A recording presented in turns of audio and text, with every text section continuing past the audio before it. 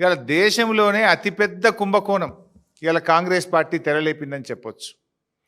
BRS party చెప్పినటువంటి మాటలు, నిన్న కేటీఆర్ గారు చెప్పినటువంటి మాటలు అక్షర సత్యము అని నిన్నటి మంత్రి గారి మాటలతో రుజువైపోయింది, తేటతెల్లమైపోయింది. థ్యాంక్స్ టు శ్రీధర్ బాబు గారు. నిజాన్ని కొంతవరకు ఒప్పుకున్నాడు. ఆయన కొంత దాచే ప్రయత్నం చేసింది, కానీ కొన్ని ఒప్పుకోక తప్పలేదు. ఈ HILTP హిల్ టీపీ పాలసీ ఏదైతే ఉందో ఇది అతిపెద్ద స్కామ్. ఈ రాష్ట్ర ప్రభుత్వం ఉపయోగిస్తున్న ఒక ఆయుధం. వేల కోట్లు, లక్షల కోట్లు కొల్లగొట్టడానికి తెరలేపినటువంటి స్కామ్ ఇది. పారిశ్రామిక వాడల్లో ఆ రోజుల్లో పిల్లలకు ఉద్యోగాలు రావాలని తక్కువ ధరకే పారిశ్రామికవేత్తలకు భూములు కేటాయించారు. 9,292 ఎకరాల భూమిని ఇవాళ 30%, అది కూడా రిజిస్ట్రేషన్ వాల్యూ 30% రిజిస్ట్రేషన్ వాల్యూలో కట్టించుకుంటే రాష్ట్ర ప్రభుత్వానికి 4 నుంచి 5,000 కోట్ల ఆదాయం వస్తుందని నిన్న మంత్రి గారు చెప్పారు. నేను చెప్పలే, శ్రీధర్ బాబు గారే చెప్పారు. స్పష్టంగా చెప్పిన ప్రెస్ మీట్లో, మేము ఈ 9,292 ఎకరాలు అమ్మేస్తున్నాం, రిజిస్ట్రేషన్ వాల్యూలో 30% కడితే మాకు 4-5 కోట్ల ఆదాయం వస్తుంది అన్నారు. మరి నిజంగా ఈరోజు ఆ 9,292 ఎకరాల భూమి విలువ ఎంత ఈరోజు మార్కెట్లో? ఖచ్చితంగా 5 లక్షలకు తగ్గదు. 5 లక్షల కోట్ల రూపాయల విలువ కలిగిన భూమి. మరి నేను అడుగుతా ఉన్న శ్రీధర్ బాబు గారిని, ఈ ప్రభుత్వాన్ని, ఈ 5 లక్షల కోట్ల విలువ కలిగిన భూమిని 4-5 కోట్లకే ఎందుకు కట్టబెడతా ఉన్నారు? అంటే మిగతా 4,95,000 కోట్లు స్కామ్ కాకపోతే ఏంటి? దాన్ని ఏమనాలి? మీరే చెప్పింది కదా 4-5 కోట్లే వస్తాయని. ఈరోజు బహిరంగ మార్కెట్లో ఈ భూమి విలువ 5 లక్షల కోట్లు. 5 లక్షల కోట్ల విలువ కలిగిన భూమిని ఎందుకు 4-5 కోట్లకే కట్టబెడుతున్నారు? దీని వెనుక ఉన్న మతలబేందో చెప్పాలి. ఈరోజు మంత్రి గారు ఇంకోటి బుకాయించే ప్రయత్నం కూడా చేసిండ్రు నిన్న.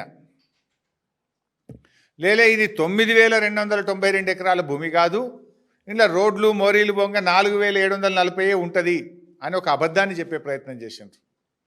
నేను అథారిటీగా చెప్తున్నాను, ఎందుకంటే ఆ రోజు cabinet sub committee on revenue resource mobilisation చైర్మన్గా నేను పనిచేసిన. ఆ రోజు ఆర్థిక మంత్రిగా క్యాబినెట్ సబ్ కమిటీ చైర్మన్గా నేనున్నాను. నాతో పాటు కేటీఆర్ గారు, ప్రశాంత్ రెడ్డి గారు, ఇంకా కొంతమంది గౌరవ మంత్రులు సభ్యులుగా ఆ రోజు పనిచేసినారు.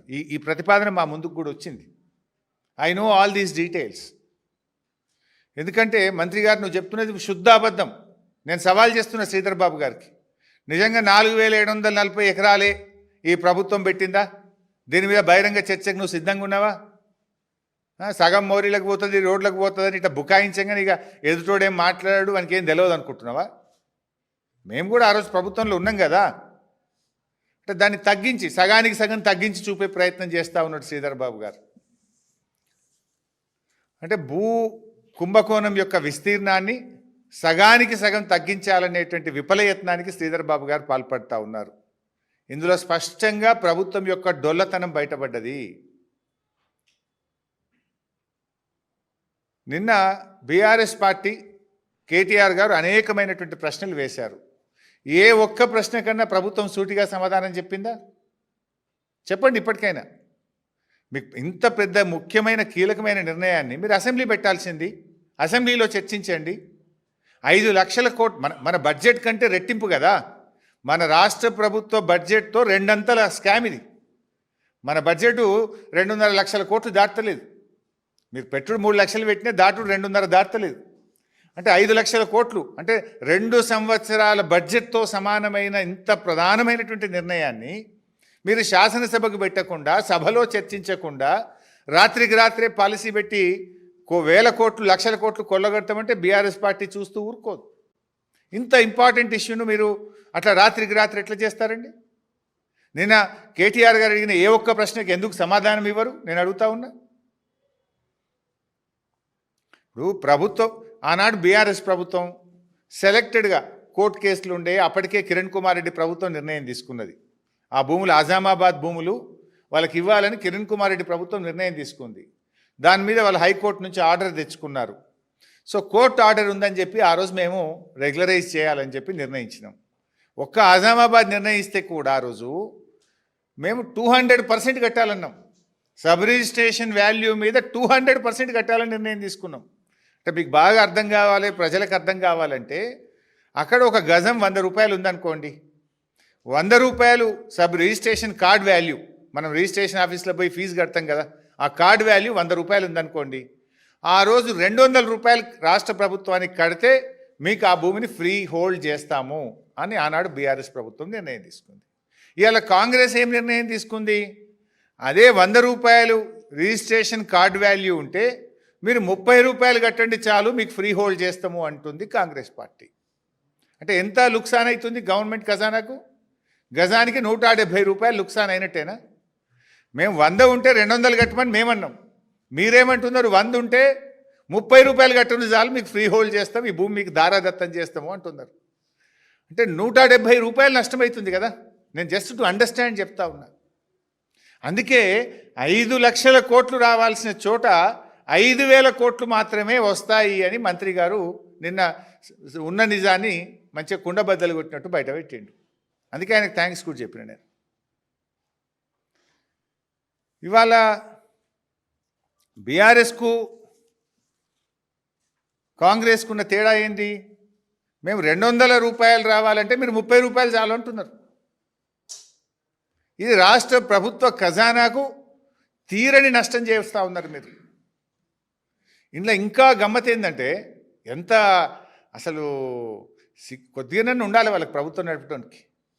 వారం రోజుల్లోగా అప్లికేషన్లు పెట్టాలన్నట, వారం రోజుల్లోగా టీజీఐసి అప్లికేషన్లను పరిశీలించాలన్నట, అవతల వారం రోజుల లోపలనే అధికారుల కమిటీ దానికి అనుమతి ఇవ్వాలన్నట, అనుమతి ఇచ్చిన 45 రోజులనే పైసలు కట్టాలన్నట. అంటే మొత్తం 2 నెలల కుల్ల అయిపోవాలన్నట. 2 నెలలు ఏంది ఇంత ఆగము? వారం రోజుల్లో అనుమతి, వారం రోజుల్లో మీరు డిమాండ్ నోటీస్ ఇస్తారు, 45 రోజుల్లో పైసలు కట్టాలనా? 2 నెలల్లో మొత్తం స్కామ్ ఖతం చేయాలనుకుంటున్నారా? ఈ 5 లక్షల కోట్లను మింగాలనుకుంటున్నారా? ఎందుకు అంత ఆగమాగం?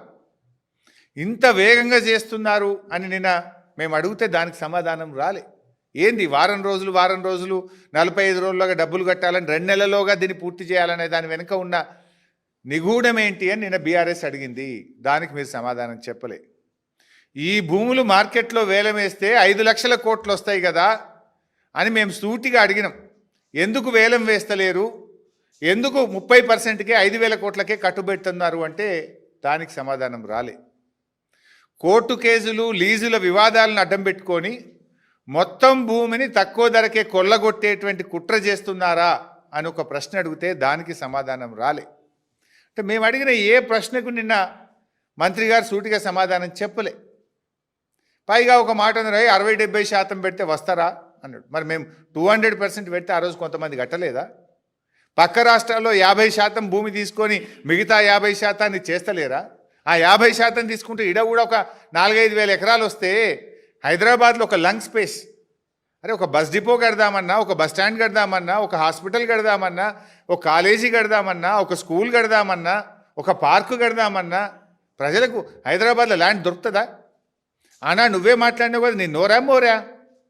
మేము శ్మశాన వాటికకు బొందలగడ్డ కూడా జాగ ఉండదని మాట్లాడినావు కదా. ఇవాళ నువ్వు బొందలగడ్డ కూడా జాగ లేకుండా గజాలు కూడా ఎందుకు అమ్ముతున్నావు మిస్టర్ రేవంత్ రెడ్డి? ఇవాళ ఆ రోజు బీఆర్ఎస్ పార్టీ ఏమో దేశంలోనే ది బెస్ట్ పాలసీ, పారిశ్రామికవేత్తలను ఆకర్షించడానికి మేము ఆ రోజు టిఎస్ ఐపాస్ లాంటి పాలసీ తెచ్చాం. అంటే కొత్త ఇన్వెస్ట్మెంట్లు రావాలి, కొత్త పరిశ్రమలు తెలంగాణకు రావాలి, మా యువతకు లక్షల వేల సంఖ్యలో ఉద్యోగాలు రావాలని మేము పాలసీ తెచ్చినాం. కాంగ్రెస్ ఏం పాలసీ తెస్తుంది? భూములు అమ్మడానికి హిల్ టీపీ పాలసీ తెస్తుంది. ఉన్న భూములు తెగనమ్మడానికి ఈరోజు హిల్ టీపీ పాలసీ తెస్తున్నారు. కాంగ్రెస్కు బీఆర్ఎస్కున్న తేడా ఇది. బీఆర్ఎస్ ఏమో పెట్టుబడులను ఆకర్షించింది, ఇండస్ట్రీస్ తెచ్చింది, ఉద్యోగాల కల్పన చేసింది. కాంగ్రెస్ ఏం చేస్తుంది? ఉన్న భూములు అమ్మే ప్రయత్నం చేస్తూ ఉన్నారు. ఇక్కడ ఇంకోటి అర్థం చేసుకోవాలి మీరు. పాలసీ ఏంది? ఓఆర్ఆర్ లోపల ఉన్నటువంటి కాలుష్యానికి కారణమైన పరిశ్రమలు బయటకు తరలించాలి. కానీ వీళ్ళేం పెట్టినరు? అన్నీ కొన్ని గ్రీన్ ఇండస్ట్రీ ఉంది, కొంత కాలుష్య రహితమైన పరిశ్రమలు, ఉద్యోగాలు కల్పించే వ్యాపారాలు కూడా నడుస్తున్నాయి. ఇప్పుడు నీ పాలసీ ప్రకారం ఏంది? వాళ్ళు కూడా పోతే ఉన్న ఉద్యోగాలు కూడా ఊడవీకే కథ మీది.